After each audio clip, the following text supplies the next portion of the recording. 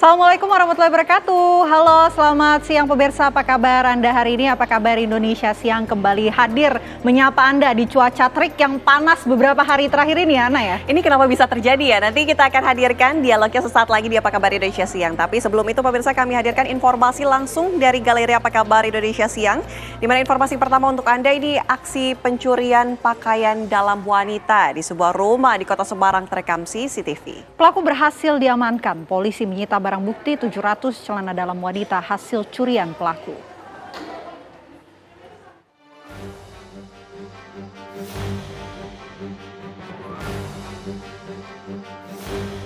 Pelaku diketahui bernama Jerry, 32 tahun, seorang pedagang somai keliling. Aksi pelaku dihentikan warga yang curiga banyaknya laporan warga yang kehilangan pakaian dalam. Saat mengetahui ciri-ciri pelaku, warga pun melakukan jaga malam hingga berhasil menangkap pelaku.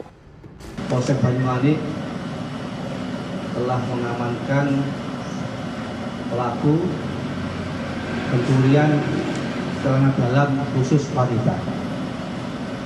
Gerak-geriknya pelaku ini sudah diawasi oleh warga. Karena apa? Karena warga sekitar banyak sekali yang kehilangan CD. Pengakuan pelaku, aksi pencurian ini dilakukan sejak tahun 2022 silam. Alasan pelaku mencuri pakaian dalam wanita yang dijemur di rumah kos-kosan dan juga rumah warga untuk memenuhi fantasi dirinya. Tak hanya itu, pelaku juga terkadang memakai pakaian dalam wanita hasil curiannya tersebut. Satu tempat pernah ngambil berapa biji? Kalau itu tidak pernah saya itu. Apa? Mungkin Sehari berapa kali? Kan ada satu ngambil satu. Ya. Begitu ada diambil semua gitu. Iya. Banyak berapa? Kalau Banyak sehari berapa? Banyak, kurang lebih itu ada sekitar 15. 15 hari? Enggak, ini 15 bis. 15 biji. Atas kesepakatan warga, pihak kepolisian akan melakukan restoratif justice dan pelaku menjalani wajib lapor. Dari Semarang, Jawa Tengah, Didit Kurdias, TV mengabarkan.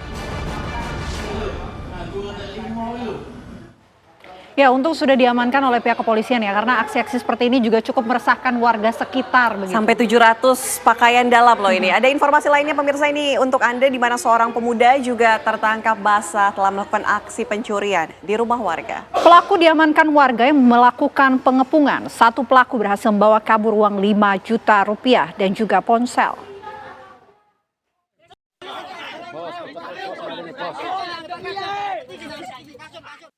Inilah Riki, 23 tahun, warga desa Ngambek, Kecamatan Pucuk, Kabupaten Lamongan, Jawa Timur, yang ditangkap warga akibat aksi pencuriannya yang dilakukannya.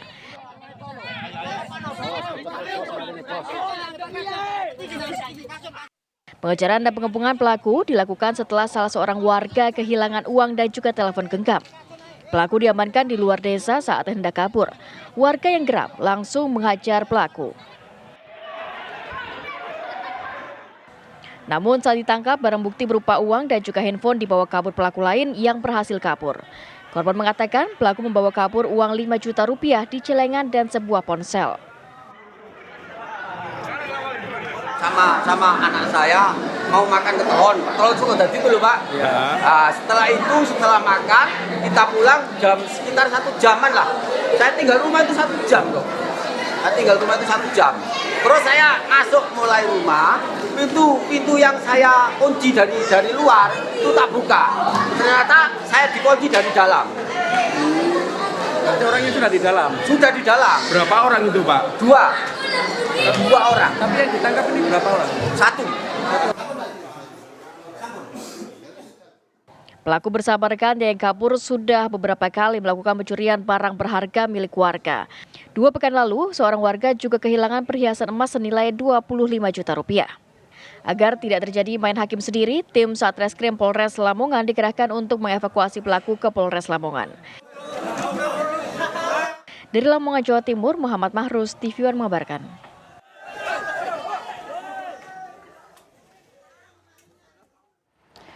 Tertangkap tangan mencuri sekotak susu. Pelaku pencurian ini nyaris dihakimi oleh para pegawai sebuah minimarket di kawasan Jelutung, Kota Jambi.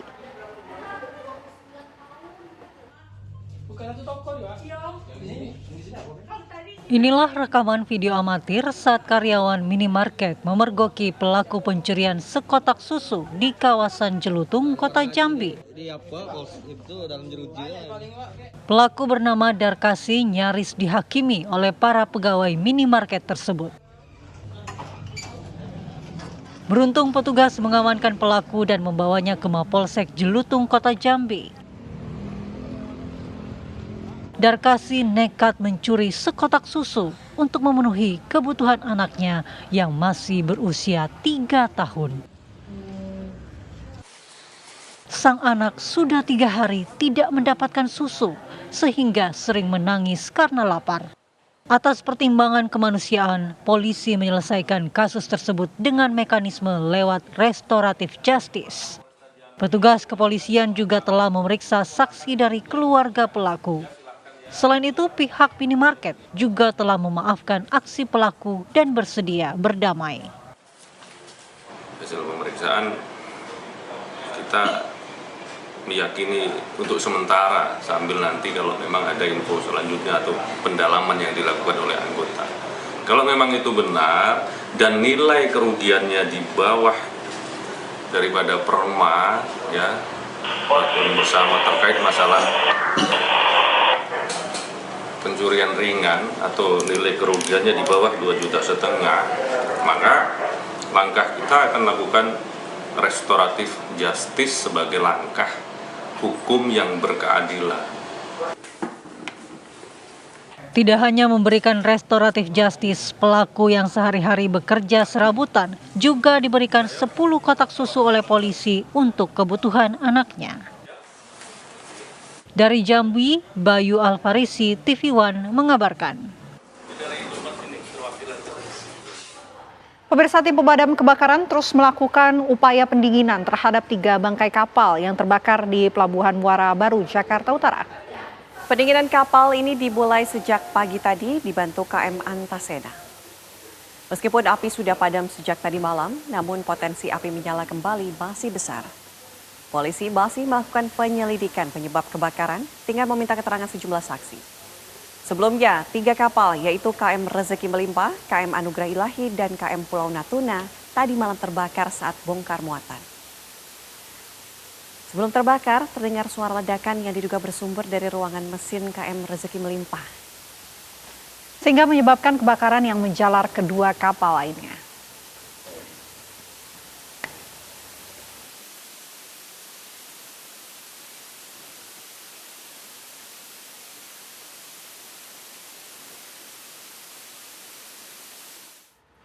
Dan untuk mengetahui perkembangan informasi dari kapal terbakar di Pelabuhan Muara Baru, sudah ada rekan kami Shena Damayana yang akan melaporkannya untuk Anda. Shena, seperti apa update ataupun perkembangan terbaru dari sana? Ya, Natalita dan juga Vena Kintan. Pihak pemadam kebakaran baru saja menyelesaikan proses pendinginan pada 3 bangkai kapal yang kemarin sempat terbakar, tepatnya di Pelabuhan Muara Baru, Jakarta Utara. Memang proses pendinginan ini dimulai dari jam 7.50 waktu Indonesia Barat tadi dengan bantuan dari KM Antasena, pemirsa, dan terlihat kondisi terkini dari dermaga di tempat saya mengabarkan memang masyarakat sudah kembali melakukan aktivitas seperti biasanya, pemirsa. Ada juga aktivitas bongkar muat dan memang di sekitaran bangkai kapal ini masyarakat sudah kembali melakukan kegiatannya seperti biasa, meskipun memang ada polis lain atau garis polisi yang disematkan di sekitar bangkai kapal, pemirsa. Dan proses pendinginan ini baru saja selesai dilakukan karena memang bahan dasar dari perahu ini sendiri dibuat dari kayu dan juga fiber. Ini membuat jika nantinya proses pendinginan tidak optimal atau tidak berlangsung lama, ditakutkan api akan kembali berkobar dan juga menyala, pemirsa. Dan hingga kini pun pihak kepolisian masih berupaya untuk meminta pernyataan dari para saksi, serta juga menunggu akan adanya nanti kondisi yang lebih aman untuk nanti akan dilakukannya penyelidikan yang lebih lanjut. Dan penting untuk Anda ketahui, pemirsa, bahwa 3 kapal yang kemarin sore terbakar adalah KM Rezeki Melimpah, KM Anugerah Ilahi, dan juga KM Pulau Natuna yang kemarin sempat sedang bersandar melakukan aktivitas bongkar muat dan terjadi atau terdengar ledakan oleh masyarakat dari lambung salah satu kapal, yaitu KM Rezeki Melimpah. Dan menurut kesaksian dari masyarakat, memang ledakan beberapa kali terjadi di tanggal 5 Mei kemarin, dan pihak damkar pun menerima informasi adanya kebakaran pada jam 14.46 waktu Indonesia Barat, dan Disgul Karmat menyebutkan bahwa api pada seluruh mesin ini berhasil dipadamkan pada jam 22.49 waktu Indonesia Barat. Dan untuk peristiwa ini pihak damkar melakukan pengerahan akhir dengan total ada 13 unit dan 65 personil damkar yang dikerahkan untuk memadamkan api di seluruh bagian kapal. Dan dugaan sementara dari Command Center Disgul Karmat DKI Jakarta, memang kebakaran ini terjadi karena ledakan dari mesin pendingin di salah satu kapal. Kami masih menunggu informasi lebih lanjut apakah nantinya ada kerugian yang ditaksir, dan kemarin pun ada informasi bahwa ada korban yang berupa ABK atau nelayan yang terjebak pada lambung kapal saat terjadinya ledakan. Kami masih menunggu penyelidikan dari pihak kepolisian. Demikian Vena Kintan dan Anate Alita. Terima kasih laporan langsung Shena Damayana dari lokasi. Kami tunggu update informasi selanjutnya. Selamat siang.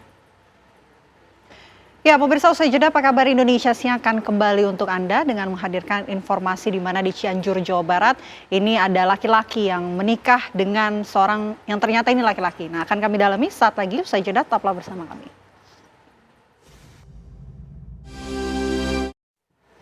Terima kasih Anda masih di Apa Kabar Indonesia Siang. Kembali kami hadirkan informasi untuk Anda dari Galeri Apa Kabar Indonesia Siang. Pemirsa, bayi berusia sekitar 1 minggu di Cianjur, Jawa Barat ditemukan di pinggir jalan dengan berbalut kain dan beralaskan kardus. Warga yang menemukan bayi ini langsung membawa ke RSUD Cianjur.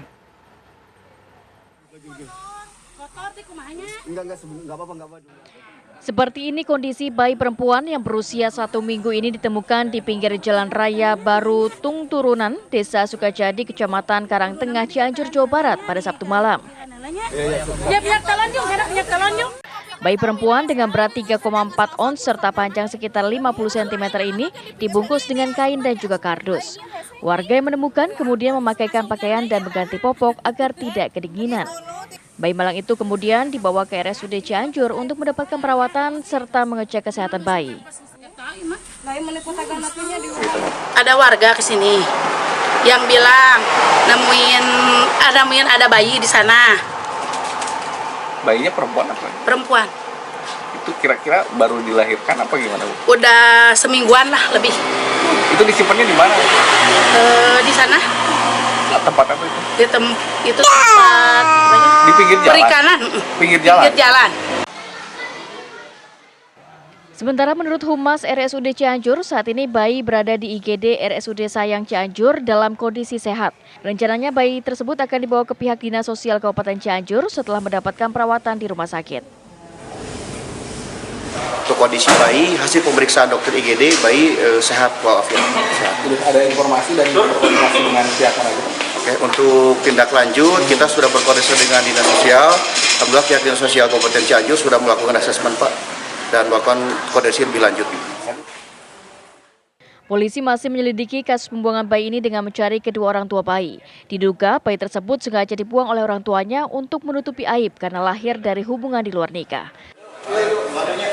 Dari Cianjur, Jawa Barat, Heron Syah, TV One mengabarkan.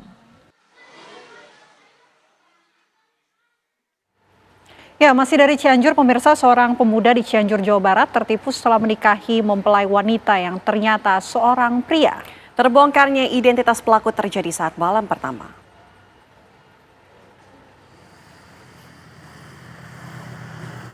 Pernikahan akad seorang pria 26 tahun dengan wanita muda ESH alias Adinda Kenza 26 tahun di Desa Wangunjaya, Kecamatan Naringgul, Cianjur Selatan, Jawa Barat, belakangan ramai menjadi perbincangan di media sosial.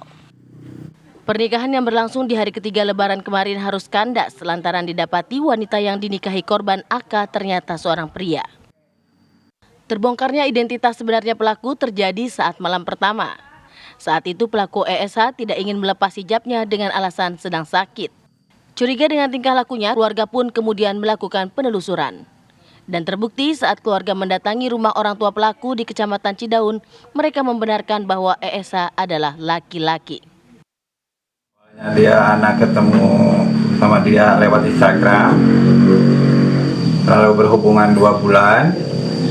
Dia pernah ke rumah 1 kali, makanya saya tanya, "Teh, tahu gak orang tua kesini?" Dia bilang, "Saya sudah gak punya orang tua, sudah mati," bilangnya. Saya agak curiga karena dia pakai muslim.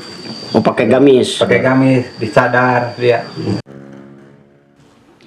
Sementara Kepala Desa Wangunjaya, Jayalani membenarkan kejadian tersebut. Pihaknya menyayangkan keluarga kurang teliti saat akan menikahkan anaknya. Motifnya sendiri dia itu apa ya, kalau dikatakan jadi-jadian gitu. Ya, jadi-jadian. Motifnya itu tujuannya ini penipuan atau pemerasan terhadap keluarga korban. Penipuan tersebut telah dilaporkan ke polisi. Pelaku ESH sempat diamankan di Mapolsek Naringgul. Namun mengingat kondisi keluarga pelaku yang sudah jompo, akhirnya keluarga korban tidak melanjutkan perkara tersebut ke ranah hukum. Dari Cianjur, Jawa Barat, Hairunsyah, TV One mengabarkan.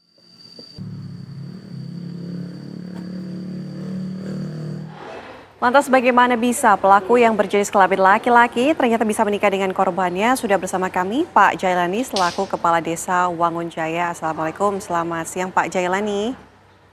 Waalaikumsalam warahmatullahi wabarakatuh. Siap, Ana dan Vena. Ya, Pak Jayalani, ini akhirnya terbongkar bahwa yang dinikahi adalah seorang laki-laki bukan wanita. Awal mulanya seperti apa ini Pak? Awal mulanya Egi ya korban dan pelaku perkenalan kurang lebih 1 tahun. 2 bulan kemudian kemarin sudah mendekat korban. Datanya kurang lebih 1 kali selama 1 tahun. Katanya pelaku sama korban ini menikah siri, apa benar Pak Kades? Betul sekali menikah siri, betul sekali menikah siri. Jadi tanpa identitas dari desa maupun dari KUA. Ini untuk berhubungannya sudah berapa lama Pak? Apakah kemudian sang korban dan pelaku ini sebelumnya sering bertemu? Katanya informasinya sudah 1 tahun pacarannya. Pacarannya kurang lebih 1 tahun di medsos gitu. Jadi untuk ketemunya kurang lebih 1 kali dia datang ke rumah korban. Kalau ke pihak kepala desa sendiri, ini pelaku dan juga korban apakah juga sempat mengajukan untuk bisa mendaftarkan pernikahan, memperkenalkan diri atau lain sebagainya Pak Kades?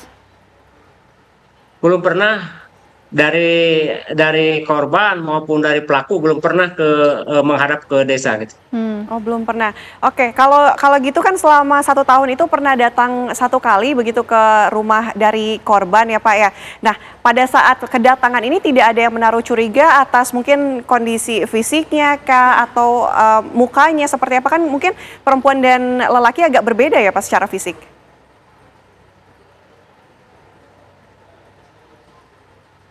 Dengan cadar, jadi tidak ketahuan laki-lakinya gitu. Oke, kalau kondisi korban dan juga keluarga saat ini kondisinya seperti apa Pak Kades? Alhamdulillah untuk kondisi sekarang mungkin lagi mungkin agak trauma gitu, jadi kurang sehat sekarang mungkin. Untuk status perkawinan seperti apa Pak? Walaupun ini siri harus tetap diceraikan atau dibatalkan atau seperti apa Pak? Kemarin hasil musyawarah dengan korban mungkin dibatalkan ini.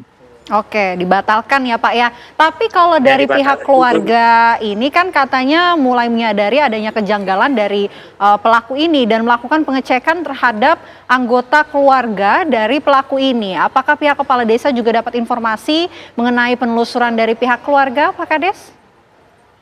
Betul, itu dari pihak korban menelusuri bahwa karena begitu nikah itu tidak lama di rumah korban gitu.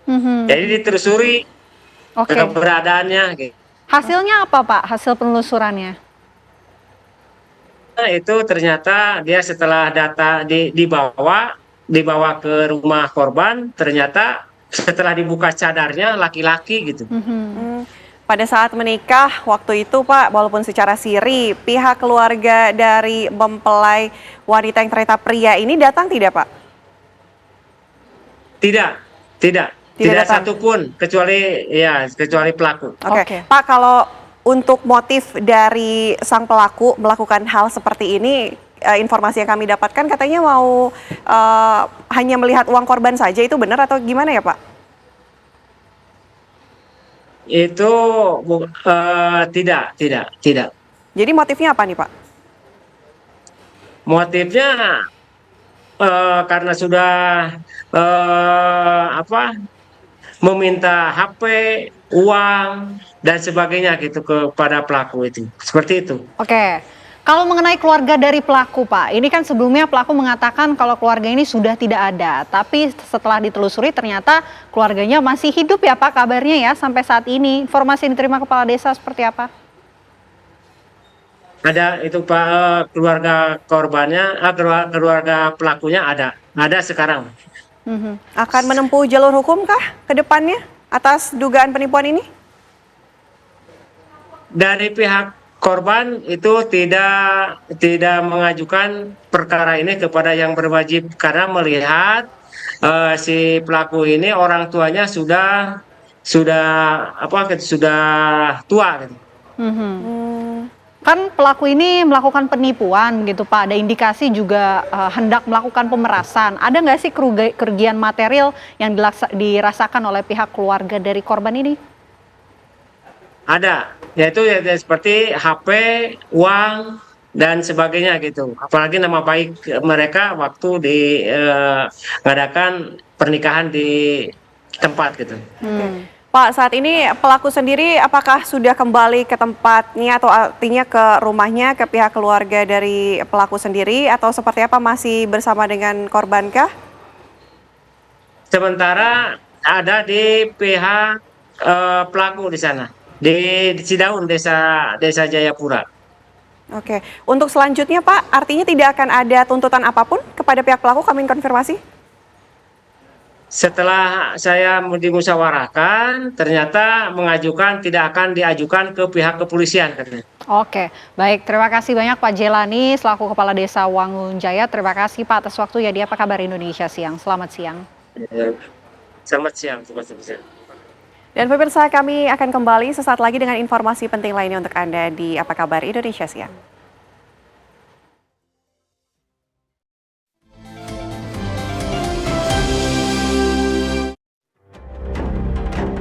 Awal musim kemarau terjadi seiring aktifnya monsun Australia pada bulan April 2024, kemudian mendominasi hampir di seluruh wilayah Indonesia pada periode Mei hingga Agustus 2024.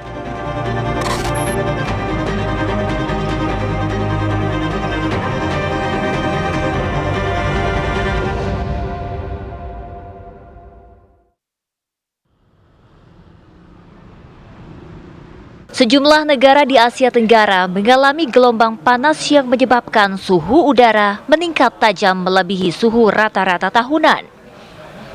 Di wilayah utara Thailand, suhu udara tercatat mencapai 44 derajat Celcius. Filipina juga menjadi salah satu negara terdampak gelombang panas. Suhu udara di negara itu tercatat mencapai 38 derajat Celcius. Sementara itu, cuaca di sebagian wilayah di Indonesia juga mengalami suhu panas yang berlebihan akhir-akhir ini. Dalam beberapa hari terakhir, suhu udara di sejumlah kota di Indonesia, termasuk di Jakarta, tercatat berada di antara 32 sampai 34 derajat Celcius. Suhu ini berada di atas angka rata-rata tahunan dengan tingkat kelembaban tinggi. Sebelumnya, BMKG telah merilis laporan bahwa sebagian besar wilayah Indonesia akan memasuki musim kemarau di bulan Mei hingga Agustus 2024. Yang kemudian menjadi pertanyaan, apakah cuaca panas di sebagian wilayah Indonesia ini termasuk gelombang panas yang juga terjadi di wilayah Asia Tenggara lainnya? Ataukah ada fenomena lain yang terjadi?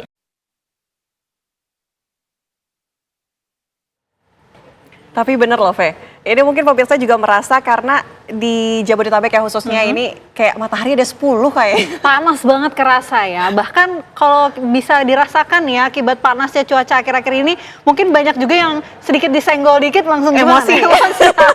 Kita tanya ya kenapa penyebabnya. Iya, dampaknya apa sebetulnya? Kita tanyakan langsung pemirsa mengenai cuaca panas ataupun cuaca terkini di sejumlah daerah. Kami ajak Anda bergabung bersama rekan kami, Zinedine Duhan, yang akan mencari jawabannya ke pihak BMKG. Duhan, silahkan. Ya, Avena, Ana, dan juga pemirsa, benar sekali bahwa memang beberapa hari terakhir ini cuaca terasa cukup panas, apalagi untuk Anda yang bekerja di luar ruangan, panasnya ini melebihi dari hari-hari sebelumnya. Nah, jika kita membuka media sosial, ini ada yang menyebutkan ini efek dari heat wave atau gelombang panas yang terjadi di beberapa wilayah di Asia Tenggara. Nah, saya penasaran dan saya akan mengajak Anda untuk menanyakan langsung kepada Pak Boni, ini selaku prakirawan cuaca dari BMKG. Pak Boni, dapat dijelaskan sebetulnya apa yang terjadi sehingga beberapa hari terakhir ini memang cuacanya lebih panas dari sebelumnya? Baik, jadi di beberapa hari terakhir ini, terutama di beberapa pekan terakhir, jadi di Indonesia secara umum itu memasuki periode transisi dari musim hujan ke musim kemarau. Nah, di periode transisi dari musim hujan ke musim kemarau ini, ciri khasnya adalah terjadinya hujan itu bergeser ke sore hingga malam hari, ataupun pagi itu biasanya cerah, berawan, siang dia berawan dan mulai terik. Nah, minimnya awan ini menyebabkan peningkatan suhu ya di wilayah Indonesia, khususnya terutama di Jakarta ya. Dan pada periode transisi dari musim kemarau ke musim hujan ini, jadi secara kelembaban dia masih cukup lembab, namun secara suhu dia ada peningkatan. Nah, suhu yang mulai meningkat dan kelembaban yang masih lembab ini yang menyebabkan kalau kita rasakan ya, terutama itu ada panas dan sedikit gerah gitu ya, ataupun lumayan gerah ya gitu. Oke, berarti penyebab menaiknya suhu karena memang udaranya juga kelembabannya yang tinggi seperti itu ya? Ya, karena kita lihat Indonesia ini kan posisinya dia negara maritim ya, jadi banyak laut di sekitar Indonesia. Nah, ini masih memberikan efek kelembaban yang masih lumayan, terutama di level bawah ya. Pak, jika kita lihat di monitor ini di sebagian wilayah di Pulau Jawa memang ini berwarna hitam, ini sama dengan yang berada di Thailand dan juga Filipina. Ini apakah apa maksud dari layar ini sebetulnya?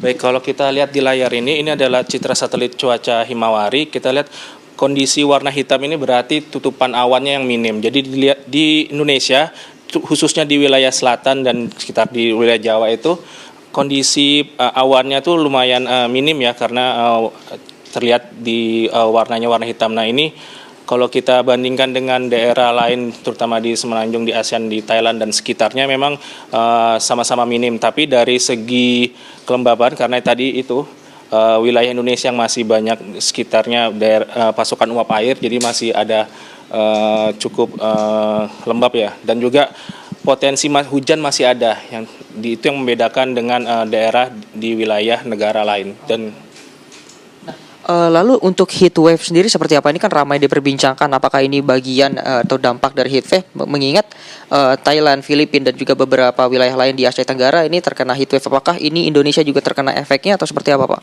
Oke, kalau di Indonesia untuk heat wave itu tidak terjadi. Jadi heat wave sendiri menurut Badan Meteorologi Dunia jadi kondisi di mana suatu wilayah itu memiliki suhu maksimum harian yang lebih tinggi sekitar 5 derajat Celcius dibandingkan suhu maksimum rata-ratanya.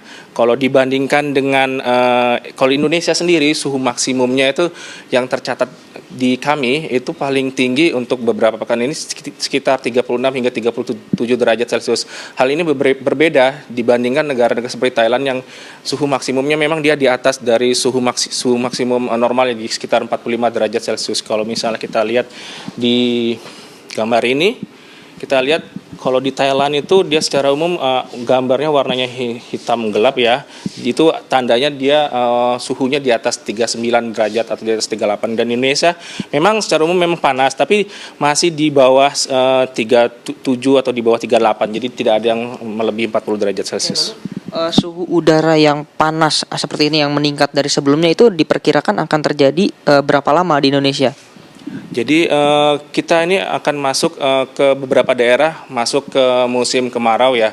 Jadi semakin minim tutupan awan berarti ada potensi dia semakin ada terik ya, terutama di siang hari. Namun beberapa bulan ke depan matahari dia akan lebih bergeser ke utara. Jadi untuk suhu seperti ini mungkin kita akan pantau sekitar beberapa pekan hingga beberapa bulan ke depan. Oke. Lalu ini penegasan, artinya tadi kan heat wave tidak terjadi di Indonesia, tapi apakah ada kemungkinan ke depannya di Indonesia akan terjadi heat wave atau memang diperkirakan mustahil untuk terjadi di Indonesia seperti itu? Kalau heat wave secara umum sangat kecil ya kemungkinan ya terjadi di Indonesia, karena kalau kita lihat variabilitas dinamika atmosfer di Indonesia masih cukup bervariasi, terutama banyak gangguan-gangguan atmosfer seperti gangguan gelombang-gelombang atmosfer yang ada di wilayah Indonesia. Dan jika kita lihat di satelit sendiri, wilayah Indonesia di wilayah barat pun dan di wilayah tengah hingga timur masih banyak tutupan awan hujan. Nah, awan hujan ini yang bisa mendinginkan suhu ya pada saat terik di siang hari itu. Hal ini berbeda dibandingkan wilayah-wilayah yang lebih mendekati subtropis seperti Thailand dan sekitarnya. Jadi dia masih minim awan hujan ya untuk mendinginkan suhu panas di sekitarnya itu. Oke, siap. Terima kasih Pak Boni untuk informasinya. Ya, Vena, Ana dan juga pemirsa, itu dia keterangan langsung dari Prakirawan BMKG yang menyebutkan bahwa memang ini penaikan suhu yang berada di Indonesia ini diakibatkan dengan adanya transisi musim ini dari musim hujan menuju ke musim kemarau, yang mana kelembaban udara juga di Jakarta khususnya ini cukup tinggi, yang mana tadi kita sudah sama-sama melihat bahwa memang wilayah Pulau Jawa ini tidak tertutup oleh awan hujan sehingga suhunya menjadi lebih tinggi, dan diperkirakan suhu yang tinggi ini juga akan terjadi dalam 1 bulan ke depan. Untuk heat wave sendiri ini tidak terjadi di Indonesia dikarenakan juga untuk heat wave ini baru tergolong jika suhunya tadi sudah 5 derajat melebihi dari suhu panas rata-rata yang berada di Indonesia. Namun hingga saat ini memang suhunya belum mencapai titik tersebut. Untuk sementara itu yang dapat saya kabarkan, saya kembalikan ke studio. Terima kasih. Jadi penekanannya ini tidak, ini bukan heat wave ya. Jadi nggak ada alasan lagi kalau yang emosi gara-gara heat wave nih nggak bisa nih. Alasannya nggak masuk bisa. Nih. Terima kasih laporan langsung Zinedine Duhan dari kantor BMKG Jakarta. Selamat siang.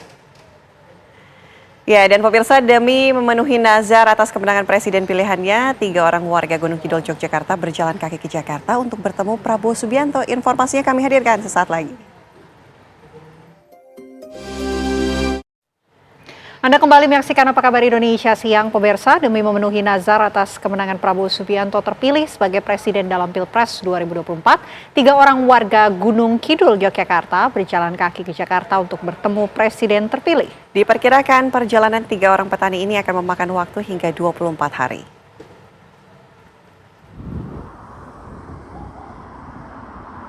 Inilah 3 orang warga Padukuhan Banaran 5, Kelurahan Banaran, Kapanewon Playan, Gunung Kidul, yaitu Suradi, Sumadiono, dan juga Jumiran yang menunaikan nazarnya dengan berjalan kaki menuju kediaman Prabowo Subianto di Jakarta. Nazar tersebut ditunaikan usai Prabowo terpilih sebagai Presiden RI periode 2024-2029. Ketiga orang yang berprofesi sebagai petani ini berjalan kaki menuju rumah Ketua Umum Gerindra di Kertanegara, Jakarta dengan mengambil jalur selatan Jawa. Dengan bekal secukupnya, mereka berjalan kaki menyusuri Jalan Gunung Kidul, Yogyakarta. Sambil membawa bendera merah putih kecil, menggunakan caping dan juga kaos bergambar Prabowo Gibran, ketiga warga menembus keramaian jalan jalur Gunung Kidul, Yogyakarta.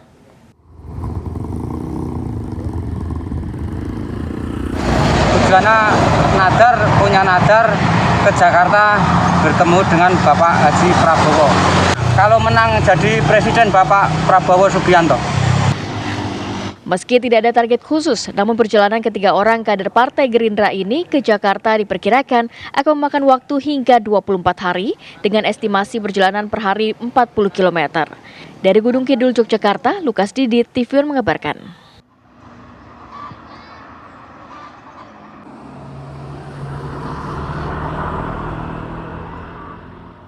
Ya, semoga Pak Prabowo nonton, akhirnya perjalanannya nggak sia-sia, bisa ketemu di Kertanegara mungkin nanti. Selamat berjuang Bapak-Bapak. Amin. Ya, kita hadirkan informasi lainnya untuk Anda pemirsa hari ini. Sidang lanjutan kasus korupsi mantan Menteri Pertanian Syahrul Yassin Limpo kembali digelar di Pengadilan Negeri Tipikor Jakarta dengan agenda mendengarkan keterangan saksi. Saat ini SEL sedang menjalani sidang di Pengadilan Tindak Pidana Korupsi Jakarta pada Pengadilan Negeri Jakarta Pusat. Tim jaksa menghadirkan Subbagian Rumah Tangga Pimpinan Kementan, Raden Kiki Mulya Putra, dan 3 lainnya, yakni Admin Keuangan Subkoordinator Rumah Tangga Pimpinan Kementan, Aris Andrianto, Subkoordinator Pemeliharaan Biro Umum dan Pengadaan Kementan, Ignatius Agus Hendrato, dan Koordinator Kearsipan dan Tata Usaha Biro Umum Kementan, Reski Yudhistira Saleh. Total jaksa penuntut umum menghadirkan 4 saksi dari Kementan dan sidang hingga saat ini masih berlangsung.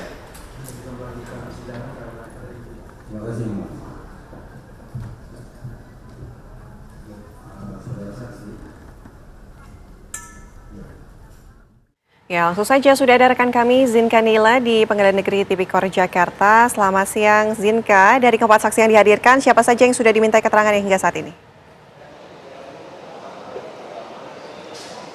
Baik, selamat siang Ana, Vena dan juga pemirsa. Dari keempat saksi yang dihadirkan pada hari ini, keempat-empatnya sudah dimintai saksi. Selain keempat saksi yang sudah dihadirkan, juga sebelumnya agenda persidangan hari ini dimulai dengan pernyataan atau permintaan pernyataan dari keempat saksi yang sebelumnya sudah dipanggil pada tanggal 29 April lalu, yaitu adalah Abdul Hafid, Agung Mahendra, Arif Sofyan dan juga Muhammad Yunus. Di mana tadi sidang dimulai sekitar pukul 10 pagi hari dan diawali dengan pernyataan dari keempat saksi yang sebelumnya sudah dimintai keterangan pada tanggal 29 April yang lalu. Dari keempat saksi yang awal ini dipanggil, keempat-empatnya menyatakan bahwa mereka melakukan atau meminta uang kepada staf-staf dan juga jajaran di Direktorat Kementerian Pertanian karena adanya arahan dari atasannya, dan mereka juga mengaku mereka melakukan ini dengan terpaksa dan mereka yakin betul bahwa hal ini adalah sesuatu yang seharusnya tidak boleh dilakukan. Sehingga memang ada rasa takut dari keempat saksi ini jika tidak melakukan perintah yang sudah diperintahkan dari atasan mereka. Kemudian selesai dari 4 pernyataan saksi tersebut, dihadirkan 4 saksi baru pada hari ini, yang dimana Raden Kiki selaku Kepala Sub Rumah Tangga Pimpinan Sekjen dan Biro Umum ini menyatakan bahwa ada suatu hal yang menarik, Ana, Vena dan juga pemirsa, bahwa hari ini Raden Kiki menyampaikan anggaran makanan untuk mantan Menteri Pertanian Syahrul Yassin Limpo adalah 2 juta per hari, di mana ini hanya khusus diberikan ketika dia berada di rumah dinas saja, dan jikalah mantan-mantan ini berada di luar seperti di kantor ataupun di tempat perbelanjaan, ini anggarannya berbeda lagi dengan anggaran 2 juta per bulan tersebut. Dan juga tadi Raden Kiki menyampaikan bahwa selain dari anggaran 2 juta per hari tersebut, maksud kami 2 juta per hari tersebut, ada juga anggaran yang dikeluarkan oleh Kementerian Pertanian untuk hadiah kunjungan pernikahan, yang dimana ini biasanya mencapai 10 sampai 15 gram emas yang diberikan dari 1 bulan, biasanya diberikan sebanyak 1 sampai 3 kali.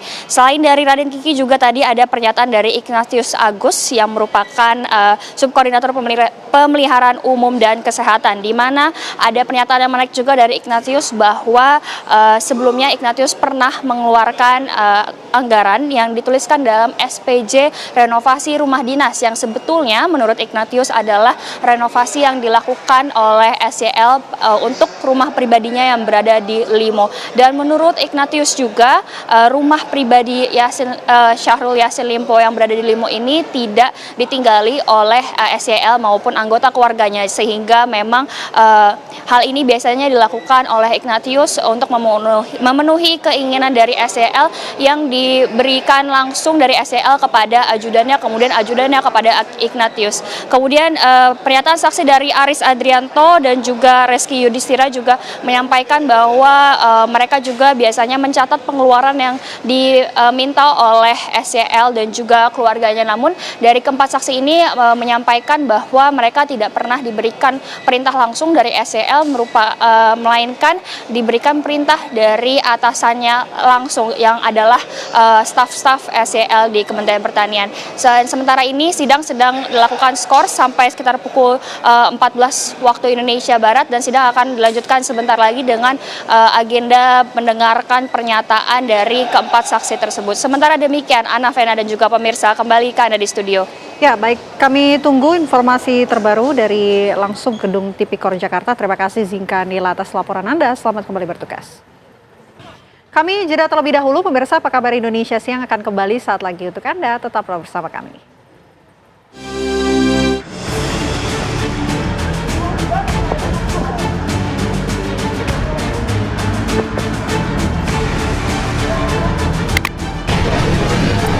Indomaret ini sudah membayar retribusi parkir tahunan kepada pemerintah Kota Surabaya. Ini sidangkan atau Bapak pulang sekarang Pak. Ya Pak ya. Terima kasih Pak.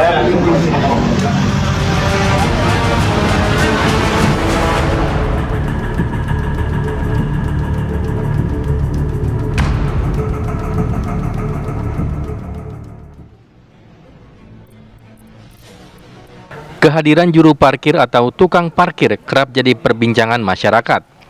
Pasalnya, kehadiran mereka disebut jasa yang dibutuhkan, tapi satu sisi menimbulkan keluhan. Baru-baru ini ramai di media sosial tentang parkir di salah satu minimarket ditertibkan petugas berwajib. Dari video tersebut, petugas Polsek Rungkut, Surabaya menindaklanjuti keluhan masyarakat terkait parkir liar. Mereka mendatangi salah satu minimarket Jalan Insinyur Soekarno, Surabaya, dan kedapatan 2 tukang parkir yang memungut biaya. Meski diamankan, polisi tidak menahan 2 juru parkir liar tersebut, mereka hanya dimintai keterangan. Parkir di minimarket sebenarnya tidak dikenai biaya.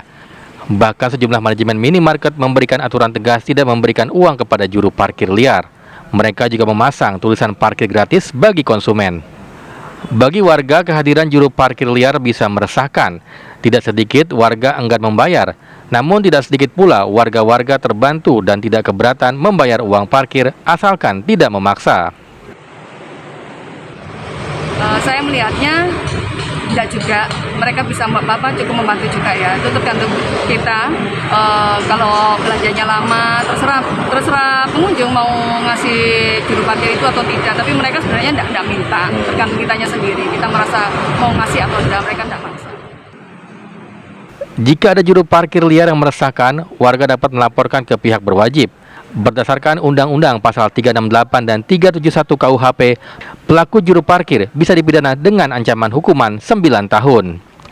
Dari Surabaya, Jawa Timur, Sandi Irwanto, TV One, mengabarkan.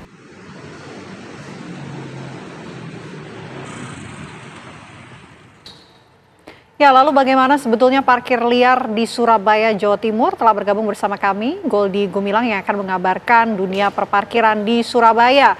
Goldi, silakan.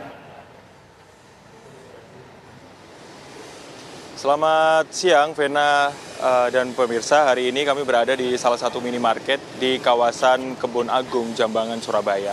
Di lokasi ini, tepatnya di Indomaret Kebun Agung, Jambangan, ini memang untuk parkir. Pemirsa sudah dituliskan keterangan bahwa ada parkir gratis untuk pengguna dari Indomaret sendiri. Dan tulisan tersebut memang sudah dituliskan di depan gerai minimarket.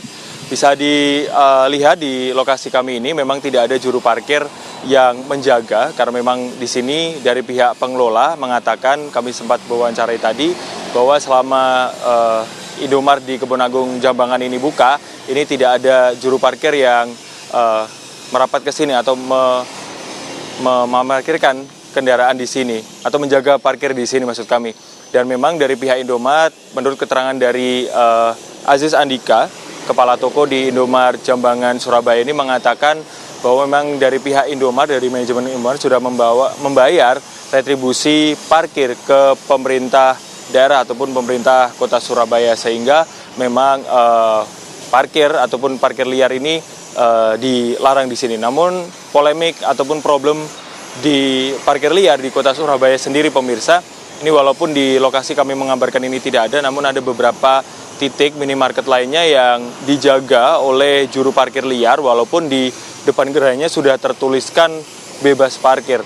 Namun dari pihak Indomaret sendiri juga sudah jelaskan ataupun sudah memberikan instruksi kepada para pelanggan ataupun konsumen, seperti ada tulisan di depan meja kasir bertuliskan untuk tidak membayarkan parkir ke juru parkir liar, karena memang sudah untuk parkir ini memang sudah dibebaskan.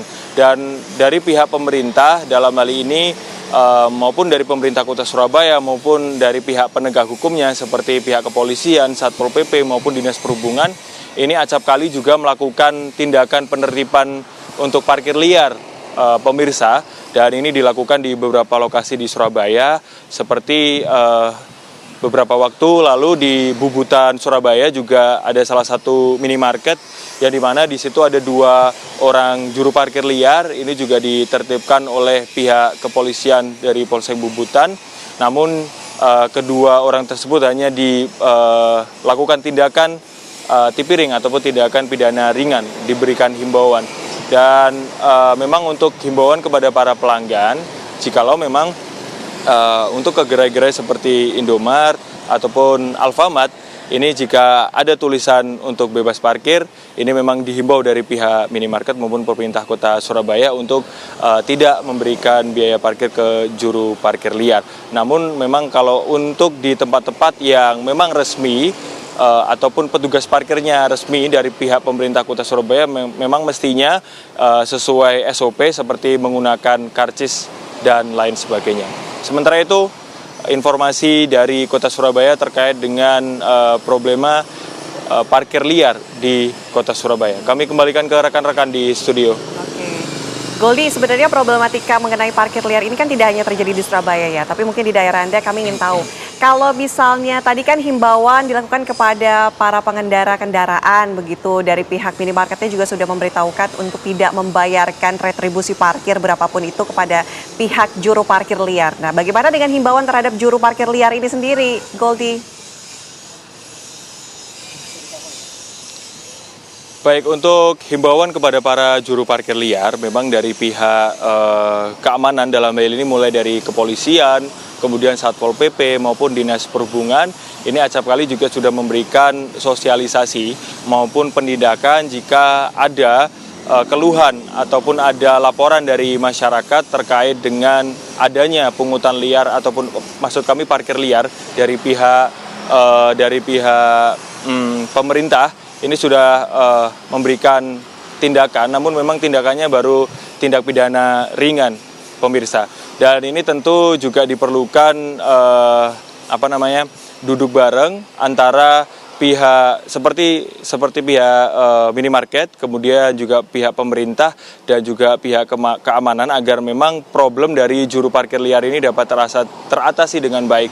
Karena memang yang menjadi salah satu problem juga, pemirsa, bahwa jika parkir katakanlah di minimarket maupun di tempat-tempat yang ada juru parkir liarnya, jika memang ada kasus kehilangan, itu juga menjadi problem tersendiri karena memang harus lapor ke pihak kepolisian dan juga mungkin di pertanggungjawabannya ini menjadi pertanyaan dan memang harus ditemukan solusi yang terbaik agar memang problem dari parkir liar yang ada di kota-kota besar seperti Kota Surabaya ini dapat teratasi dengan baik.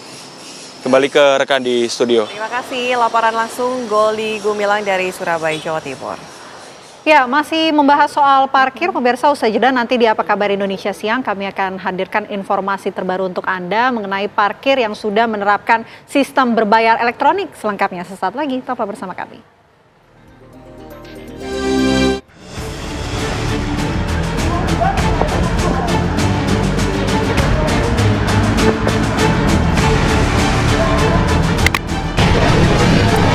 Indomaret ini sudah membayar retribusi parkir tahunan kepada pemerintah Kota Surabaya.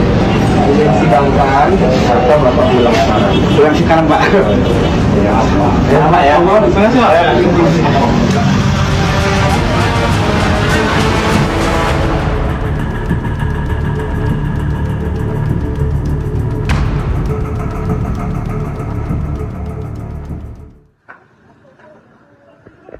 Pasca keluarnya kebijakan terkait parkir gratis di kawasan parkir konvensional atau parkir yang belum menerapkan elektronik parkir, sejumlah permasalahan timbul di lapangan. Mulai dari masyarakat yang menolak membayar, jukir yang memaksa hingga terjadi adu mulut serta berujung kepada saling pukul antara warga dan juru parkir. Menanggapi hal ini, Wali Kota Medan Bobi Nasution menyebut pihaknya masih melakukan sosialisasi yang lebih masif lagi untuk memastikan kebijakan tersebut. Tak hanya itu, Bobi juga mengatakan pemerintah Kota Medan sudah membentuk tim patroli gabungan untuk menindak juru parkir yang masih mengutip parkir di kawasan parkir konvensional. Banyak aturan ya, kita bukannya menggampangkan bukannya, tapi tentunya semua kebijakan aturan ini kita pahami perlu sosialisasi, perlu penerapan yang efektif, betul efektif di lapangan. Di lapangan udah banyak warga yang ribut sama jukirnya, Pak. Ya, memang itu tadi saya bilang, memang semuanya kebijakan yang kita ambil ini perlu sosialisasi yang lebih masif lagi. Bukan kita diamin, enggak, tapi kami dengan Pak, tadi saya ulangi lagi, timnya sudah ada, dengan kepolisian, kejaksaan, dan TNI, mana jukir-jukir yang hari ini masih aktif meminta, ini nanti akan ada pasal-pasalnya. Bobi juga mengimbau kepada masyarakat untuk tidak membayar uang parkir di lokasi yang sudah digratiskan. Juru parkir yang tetap mengutip di lokasi tersebut juga akan dilakukan penindakan sesuai dengan aturan yang berlaku. Dari Medan, Sumatera Utara, Ahmidal Yauzar, TV One mengabarkan. Langsung saja kita bergabung dengan Nofri Afandi yang akan memberikan informasi bagaimana sistem pembayaran parkir berbayar di Medan. Selamat siang Nofri. Nofri, kalau di Medan sekarang ini sudah ada ataupun sudah tidak ada lagi juru parkir liar ketika ada sistem elektronik seperti ini? Ya, Ana dan juga pemirsa, tentu hingga saat ini masih ada juru parkir liar yang saat ini tersebar di setiap sudut Kota Medan. Dan memang terhitung sejak 2 April 2024 kemarin, pemerintah Kota Medan secara resmi menggratiskan biaya parkir yang tidak menerapkan sistem elektronik ataupun e-parking atau konvensional atau secara manual. Di mana kebijakan ini setelah diterapkan, pemerintah Kota Medan tidak lagi menerima pendapatan asli daerah sektor parkir yang tidak menggunakan sistem elektronik atau hanya menerima via pembayaran elektronik parking saja. Kebijakan ini diambil setelah tentunya banyak sekali keluhan masyarakat Kota Medan yang selalu ataupun kerap bentrok dengan juru parkir liar yang saat ini masih tersebar di seluruh penjuru Kota Medan. Dan memang sejak diterapkannya pembayaran parkir non-tunai ataupun menggunakan sistem elektronik ini pada tahun 2021 kemarin, hingga saat ini terdapat sebanyak 145 lokasi ataupun titik yang menerapkan sistem pembayaran parkir elektronik. Meskipun begitu, hingga saat ini masih banyak sekali lokasi-lokasi yang masih mengutip biaya parkir secara manual ataupun konvensional. Nah, saya akan mengajak Anda pemirsa untuk melihat seperti apa pembayaran parkir elektronik di salah satu titik ataupun lokasi yang sudah menerapkan, yaitu di kawasan Kesawan, Kota Medan. Ini merupakan kawasan yang sudah menerapkan pembayaran parkir menggunakan sistem elektronik. Nah, saya sudah bersama dengan juru parkir elektronik di sini, sudah ada Bang Heri. Bang Heri, selamat siang Bang Heri. Selamat siang. Bang Heri, boleh lihat? Selamat siang. Nah, Bang Heri, saat ini kan sudah dihimbau ya Bang Heri ya, tidak ada pembayaran parkir secara manual gitu ya. Sekarang sudah diterapkan parkir elektronik. Nah, sejauh ini Bang Heri setelah bekerja sebagai juru parkir elektronik, seperti apa antusias masyarakat dalam membayar parkir secara elektronik ini Bang? Maksudnya? Antusias masyarakat membayar parkir dengan sistem elektronik ini seperti apa? Ya, bagusnya bagus, cuman kendalanya kadang-kadang repot, lama gitu. Karena kan tidak semuanya jaringannya terhambat karena jaringan itu aja lah halangannya. Jadi ada gangguan koneksi, itu menjadi suatu kendala kadang-kadang ya Bang ya. Nah, kira-kira masih ada nggak sih Bang masyarakat yang mungkin belum tercerdaskan ataupun belum mengetahui bahwa sistem pembayaran di sini sudah secara elektronik begitu Bang? Ya, rata-rata memang udah tahu, udah paham.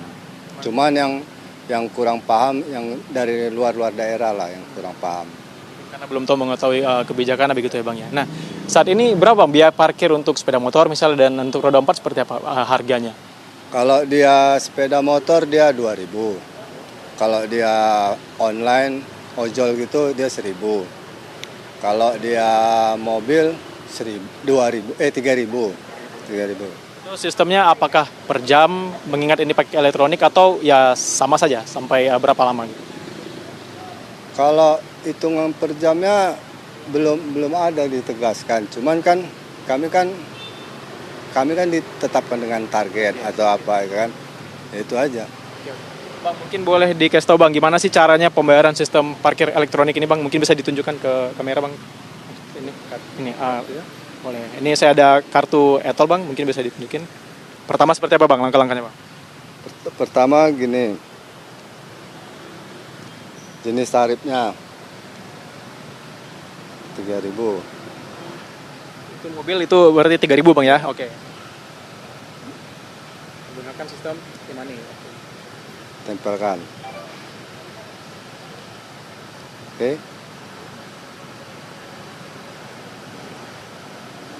Nampak Bang? Oke, tadi berarti sudah ditunjukkan dengan sistem e-money, lalu menggunakan fitur NFC ya Bang ya?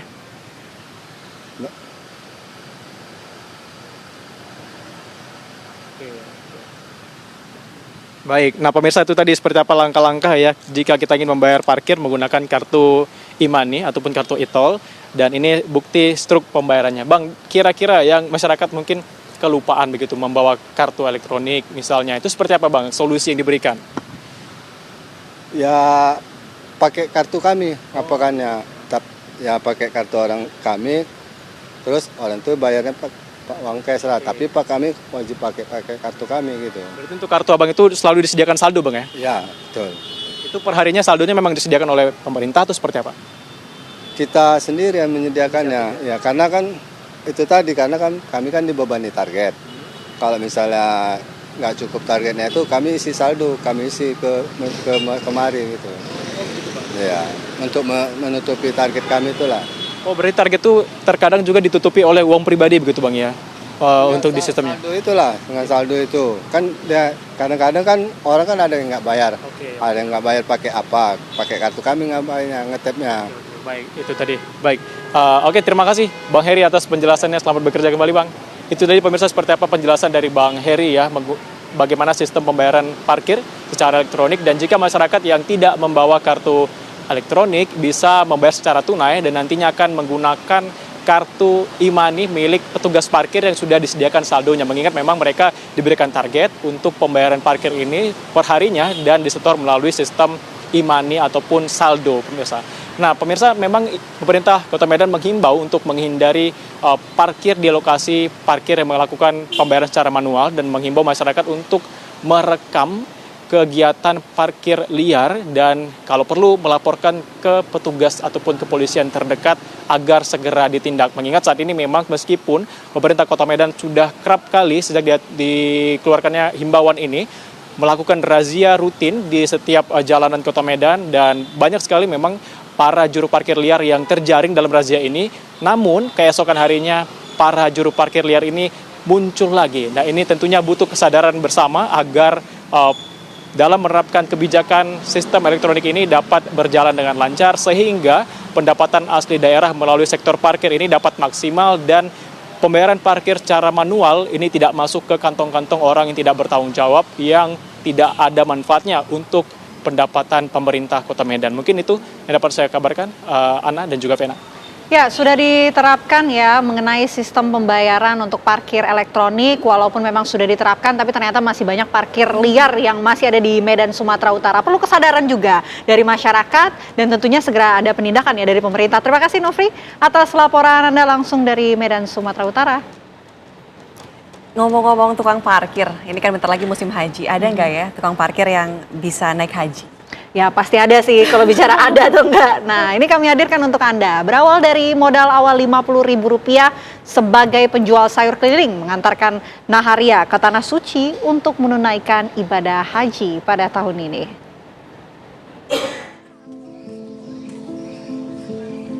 Naharia, warga desa Bondra, Kecamatan Mapili, Polewali Mandar ini akan menunaikan ibadah haji tahun ini setelah menabung selama 20 tahun dari hasil jual sayur keliling. Naharia, seorang pedagang sayur keliling, tiap hari dari jam 6 pagi ia sudah berada di pasar Wonomulyo untuk berbelanja sayur, ikan, kerupuk, tempe, dan juga keperluan dapur lainnya untuk dijual keliling kampung dengan menggunakan motor. Awalnya Naharia berjualan sayur keliling dengan menggunakan sepeda, perjualan sayur keliling kampung. Dari hasil jualan sayur, Naharia dapat membeli motor secara kredit untuk digunakan menjual sayur keliling kampung. Di 2002 sudah mulai menjual sayur naik sepeda. Keliling ya? Keliling. Terus itu Bu? Terus itu ya alhamdulillah ya begitu Mi, sedikit-sedikit tabur karena rencana mau naik haji. Berkat perjuangannya berdagang sayur keliling selama puluhan tahun, Naharia yang dulunya memiliki rumah panggung yang hampir roboh, kini telah membangun rumah dan juga membeli mobil serta menyekolahkan anaknya sampai ke perguruan tinggi. Dari keuntungan jual sayur mulai dari 2.000 sampai 5.000, ia tabung untuk naik haji. Selama puluhan tahun menabung, akhirnya niatnya untuk naik haji ke Tanah Suci terkabulkan. Naharia berangkat ke Tanah Suci pada tanggal 28 Mei 2024 melalui embarkasi Hasanuddin Makassar. Dari Polewali Mandar, Sulawesi Barat, Tamrin TV One mengabarkan. Terima kasih masih bersama kami pemirsa. Menteri Agama Yakut Khalil Qomas menyatakan akan menindak tegas jika ditemukan adanya jemaah haji yang tidak menggunakan visa haji. Sanksi berupa deportasi akan dilakukan. Pengurusan visa haji sendiri ditargetkan rampung dalam beberapa hari ke depan.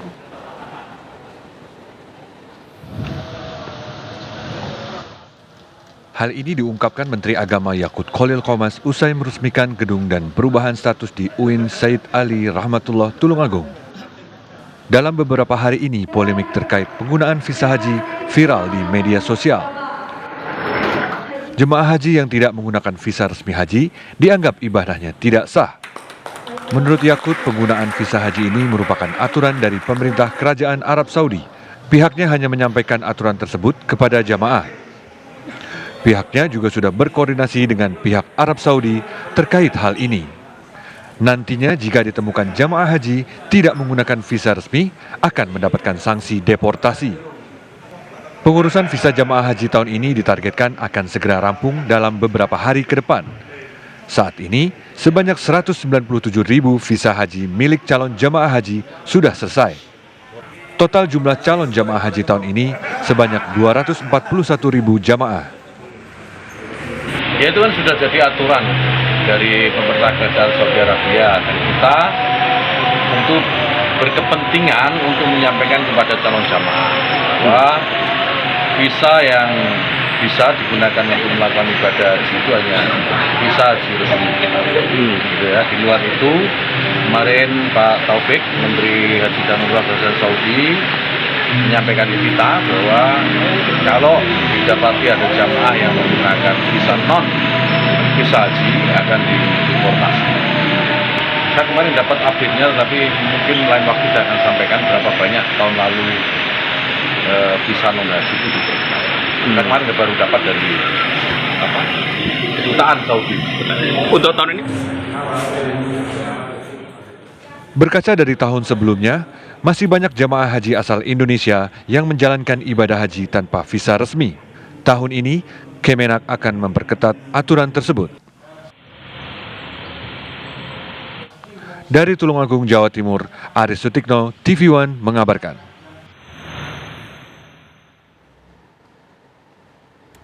Ya, berikutnya yang akan kami hadirkan untuk Anda, pemirsa, informasi seputar kuliner, mungkin juga rekomendasi bagi Anda pemirsa yang belum makan siang. Nah, ini adalah kuliner kepiting yang biasanya butuh usaha lebih untuk kemudian mengambil dagingnya dari dalam cangkang dan capitnya. Ya, tapi di tangan seorang pemuda 22 tahun asal Pangkal Pinang, Bangka Belitung, kepiting dijadikan camilan renyah yang dapat dimakan langsung tanpa harus membuka cangkang. Nama kulinernya adalah Baby Crab Crispy. Seperti apa renyahnya? Berikut informasinya untuk Anda.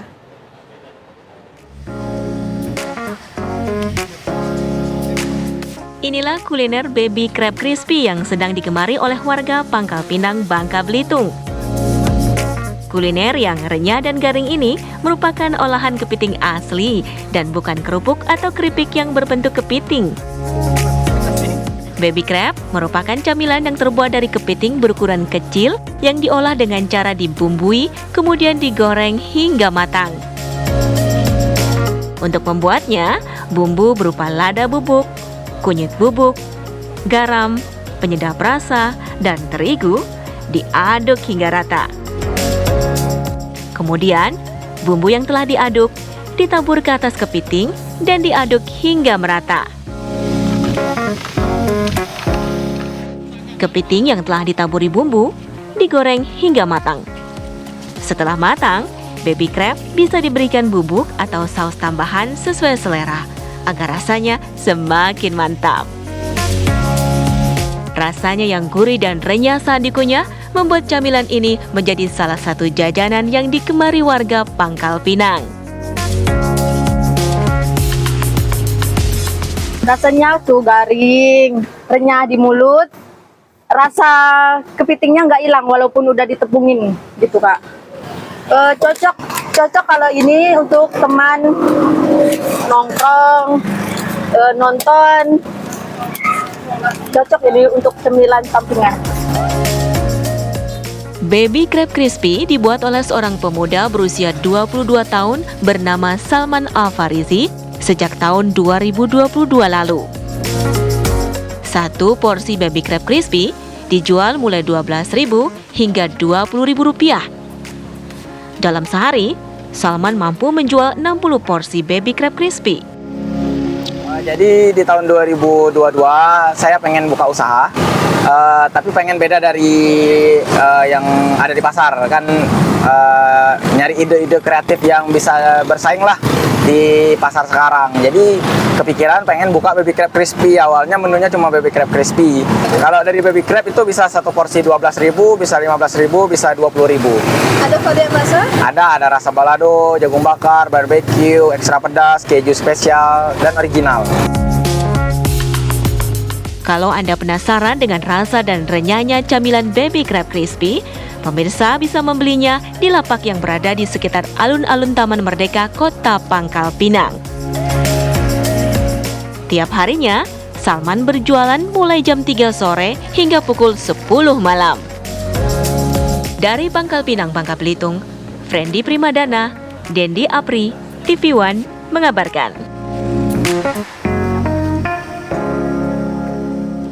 Pemirsa, oknum personil TNI Angkatan Laut menembak 2 orang warga di Kota Makassar. Informasi lengkapnya kami hadirkan sesaat lagi di Apa Kabar Indonesia Siang.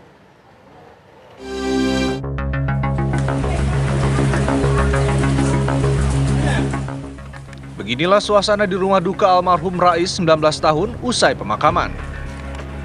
Rais adalah salah satu korban tembak oknum TNI Angkatan Laut saat terjadi bentrok warga di Jalan Galangan Kapal, Kecamatan Talo, Kota Makassar. Rais meninggal dunia akibat luka tembak di kepala. Sementara korban lainnya, Ali 16 tahun, menderita luka-luka. Saya juga tidak tahu, Pak. Dia cuma berdiri. Tidak lama kemudian bunyi suara letusan, suara tembakan. Pas balik, ternyata ada yang ditembak. Itu ada atas nama siapa? Paris. Ya. Kalau untuk yang kena tembakan ini apa saja? Kepalanya, Pak, yang kena. Komandan Lantamal 6 Makassar, Brigjen TNI Andi Rahmat menjelaskan kronologi kejadian konflik antar warga yang terjadi hingga menimbulkan 2 orang korban. Dan Lantamal 6 Makassar menyampaikan bahwa pelaku penembakan adalah anggota TNI AL yang berinisial Koptu SB yang merasa terancam jiwanya atas kejadian konflik antar warga tersebut. Menerima laporan tentang terjadinya penembakan yang dilakukan oleh oknum TNI AL atas nama Koptu SB. Kedua, mendatangi dan mengamankan TKP untuk selanjutnya melaksanakan pengumpulan data dan keterangan dari saksi-saksi yang mengetahui perihal kejadian tersebut. Selanjutnya, Polisi Militer Angkatan Laut Lantamal 6 mengamankan terduga pelaku atas nama Koptu SB beserta barang bukti yang digunakan di kantor Poma Lantamal 6 untuk dilaksanakan proses penyelidikan dan penyidikan lebih lanjut. Selanjutnya, saya selaku Komandan Lantamal 6 menyampaikan turut berduka cita atas adanya korban jiwa dan akan terus memberikan perhatian kepada korban yang masih dirawat. Saat ini pelaku penembakan serta barang bukti senapan berjenis PCP sudah ditahan oleh pihak Polisi Militer Angkatan Laut Lantamal 6 Makassar. Dan pelaku akan diproses sesuai dengan aturan hukum yang berlaku. Dari Makassar, Abdullah Daeng Sirua, TV One mengabarkan.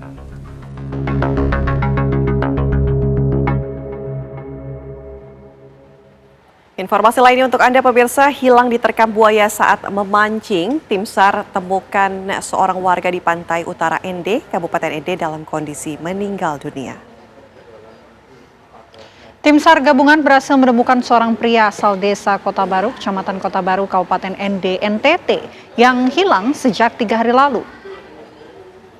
Korban ditemukan dalam kondisi meninggal dunia setelah dilakukan pencarian dan penyisiran sejauh 1 km dari lokasi kejadian. Usai ditemukan, korban langsung dievakuasi ke rumah duka untuk disemayamkan.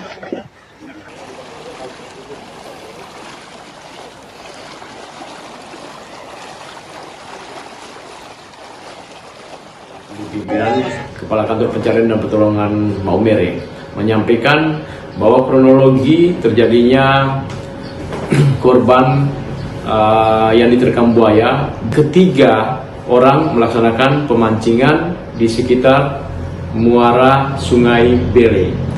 Dari 3 orang tersebut, 1 orang itu terpisah dengan 2 orang rekannya.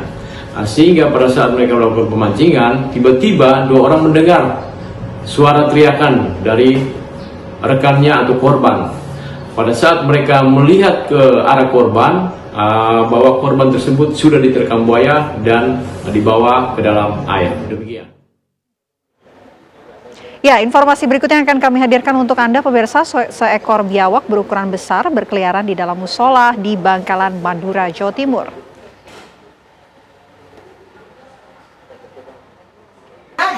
Aduh, rajan di hede ya.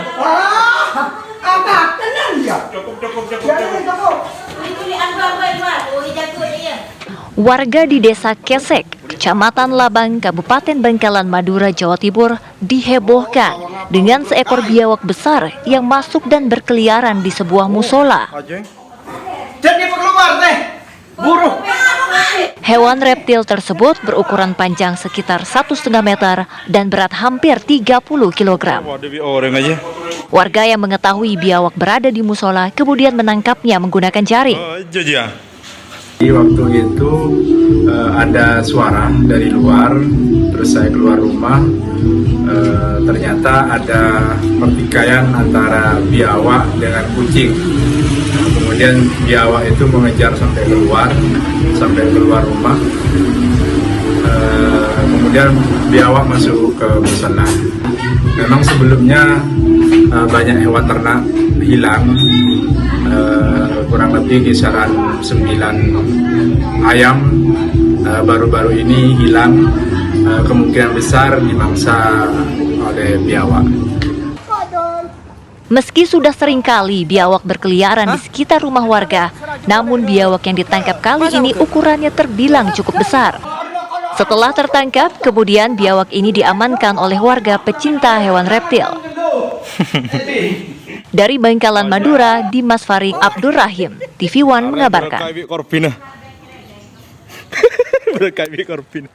Kita beralih ke informasi lainnya, pemirsa. Kementerian Kelautan dan Perikanan menangkap 1 kapal ikan asing berbendera Malaysia di perairan Selat Malaka. Dalam penangkapan kapal ikan asing ini, ternyata seluruh awak kapal merupakan warga negara Indonesia.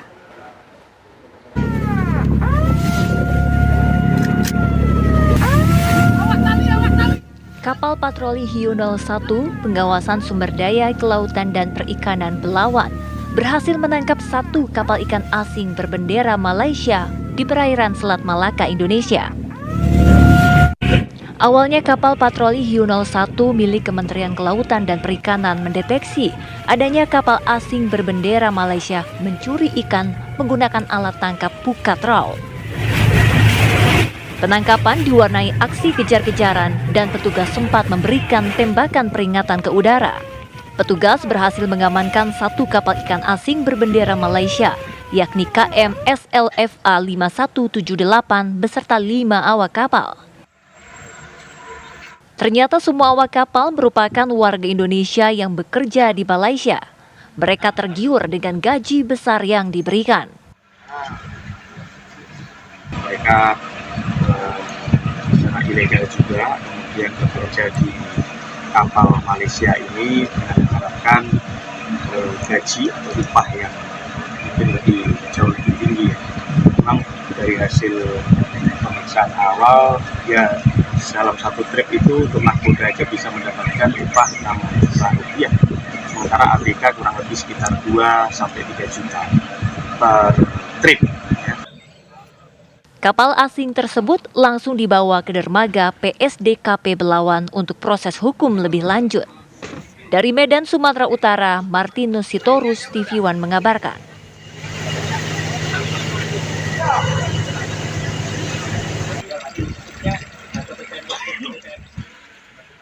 Dan informasi tadi menutup jumpa kita di Apa Kabar Indonesia Siang. Saya Natia Alita. Dan saya Fena Kintan pamit undur diri. Terima kasih pemirsa. Sampai jumpa.